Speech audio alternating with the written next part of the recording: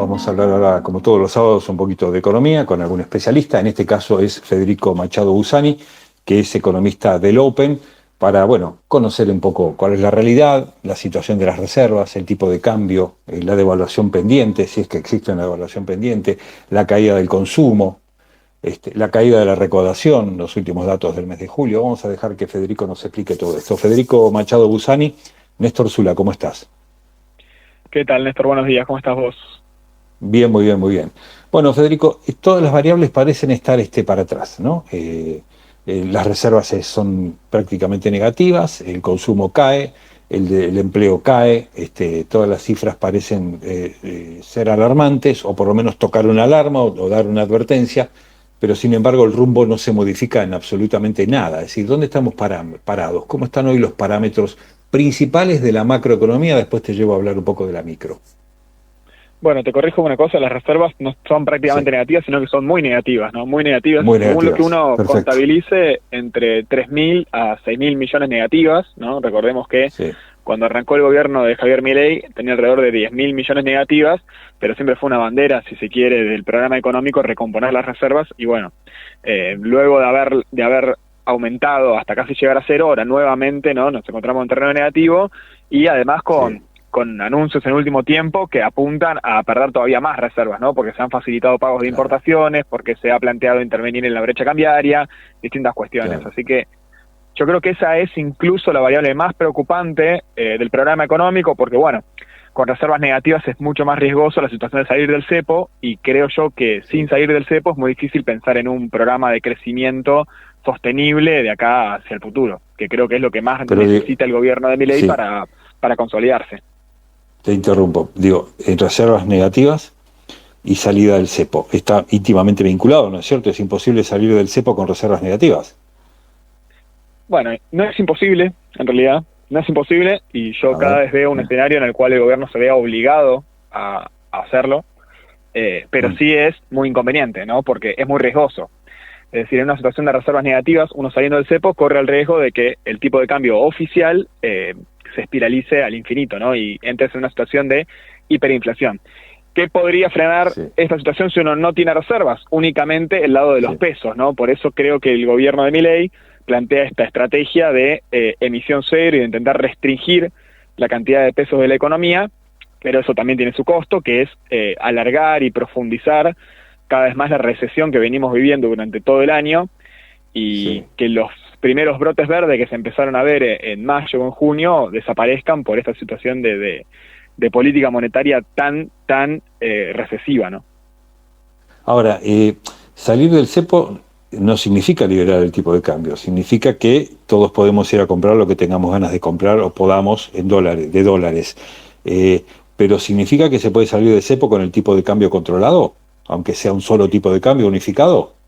Bueno, para eso necesitas sí o sí reservas. Para salir del cepo y tener el tipo de cambio controlado necesitas reservas para poder Claro, intervenir, por ¿no? eso, Porque si la gente va a por demandar eso. dólares al precio que sea, porque uno podría decir, bueno, salgo del cepo al nivel que está hoy, alrededor de 950 el oficial, y bueno, todo el mundo va a ir a Sí, comprar, obviamente, dólar oficial ese precio, y el Banco Central tendría que claro, prácticamente abastecer la demanda de todos los pesos de la economía, ¿no? Entonces eso, imposible. claro.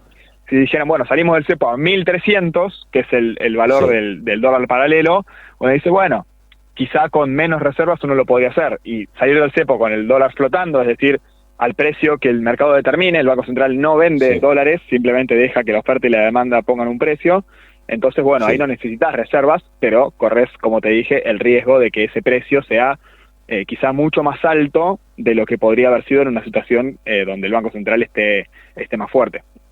Y ahí es donde hablas vos de un peligro de hiper, porque inmediatamente si el tipo de cambio, el mercado lo disparara en demanda de dólares, iría a precios. Es lo que pasó en febrero de 1989, ¿no? Cuando el Banco Central Claro, decidió liberar el tipo de cambio y dejar de intervenir porque no tenía más reservas o porque le quedaban extremadamente claro, pocas. Bueno, sucedió esa situación de espiralización. El gobierno viene evitando claro. la hiper de manera bastante exitosa, ¿no? Bajó la inflación mensual de Sí, un 25% en su primer mes de gobierno, sí, alrededor del 3% que está corriendo hoy. Pero yo creo que sí, el gobierno percibe este riesgo, porque si no ya hubiesen liberado el tipo de cambio, porque entiendo que es parte de su programa, y porque claramente se vería como algo positivo hacia su electorado y hacia los mercados liberar el tipo de cambio. Si no lo hacen, creo que es porque evalúan este riesgo, pero por cómo viene la situación, temo que cada vez se aproximen más a un callejón sin salida donde tengan que llegar a esta situación no deseada, ¿no? De liberar el cepo sin reservas para defender el tipo de cambio. Es fumar sentado en el barril de pólvora, ¿no?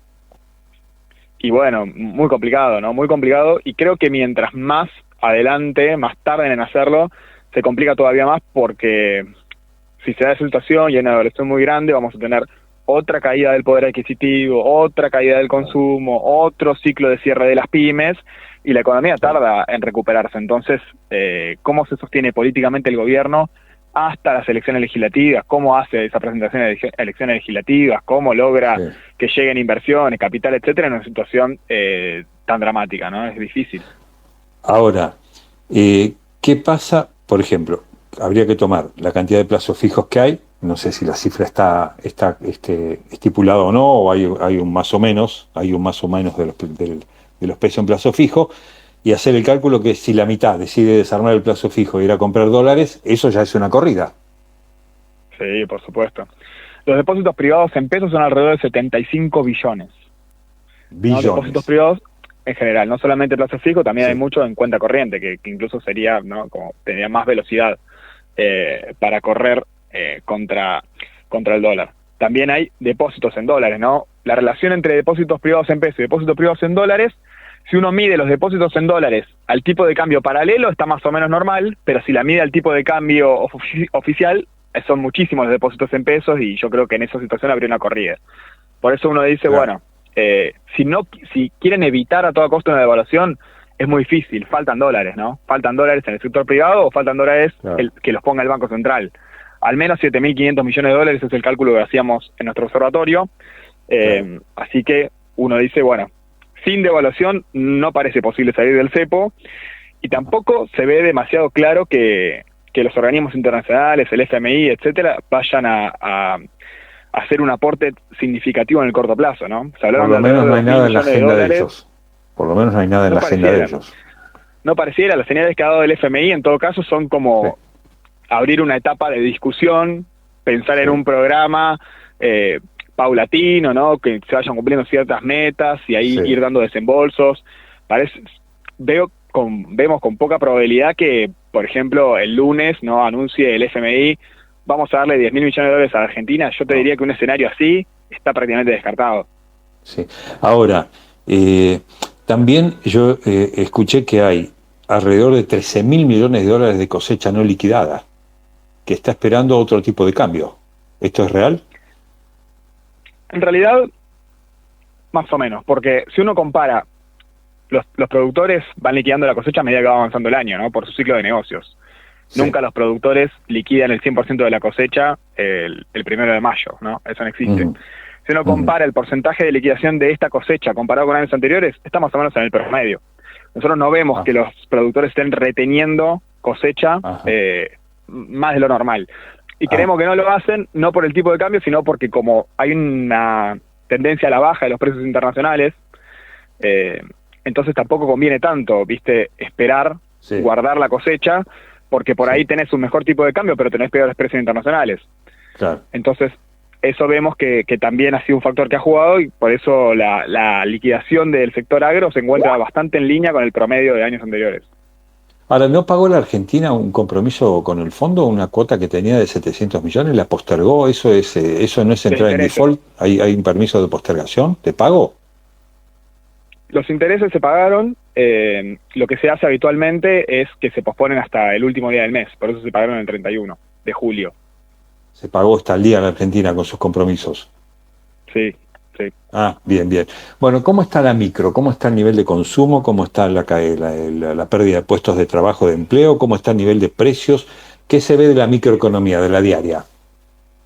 Bueno, de todas esas variables, creo que la única que más o menos uno dice está mejor es el nivel de precios, a un costo, como hemos dicho otras veces, enorme, ¿no? Porque todo lo demás, el consumo, la producción, el empleo y sobre todo las pymes han sufrido catastróficamente durante este semestre y no se ve un panorama alentador hacia adelante, ¿no? Es decir, no es que uno dice, bueno, se tocó el piso y se sale, sino que en muchos sectores todavía se ve que la caída continúa, y porque además es también un ciclo que se retroalimenta, ¿no? Si las pymes empiezan a suspender gente, a cerrar, a despedir, eso es menos consumo, es menos masa salarial. Quizá el salario real se recupera, ¿no? El nivel del salario real, porque viene subiendo más el salario que la inflación, pero baja la masa salarial porque son menos las personas que están trabajando, ¿no? Porque se está perdiendo empleo. Claro. Entonces, Claro. el consumo, por más que suba el salario real, no se recupera en el agregado. Claro. Yo siempre hablo del círculo vicioso del ajuste. Si más ajustás, más tenés que ajustar. Porque más ajustás, menos recaudás, entonces más tenés que ajustar. A mí me parece que el ajuste termina siendo, en Y eso este impacta caso, más de en un la país, actividad. claro, como en la Argentina, el ajuste termina siendo un círculo vicioso del que es así imposible salir, ¿o no? Exactamente. Hoy lo que se ve es que no hay prácticamente drivers de recuperación claros, porque en otros ajustes como este, ¿cuáles han sido los drivers? O han sido la inversión extranjera, ¿no?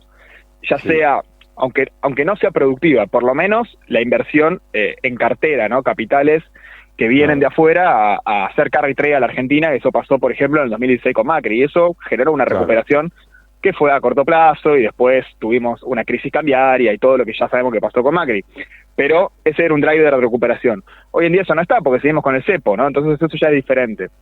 Otro driver posible, bueno, obviamente el gasto público no va a funcionar como driver, la masa salarial, el consumo no va a funcionar como driver, por lo que ya explicamos.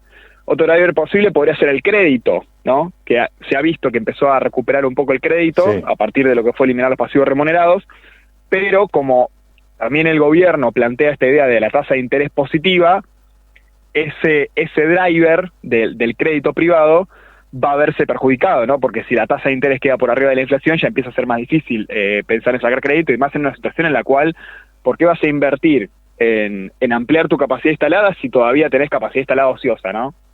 Entonces vos estás alrededor del 60-70% de tu capacidad instalada, es difícil que pienses entonces en comprar una maquinaria, alquilar otro local, abrir una sucursal, lo que sea. Claro, exactamente. Bueno, Federico Machado Busani, economista, muchísimas gracias y buen fin de semana. No, Néstor, gracias a vos igualmente, y nos vemos, hablamos la próxima. Hablamos la próxima, muchas gracias, hasta luego.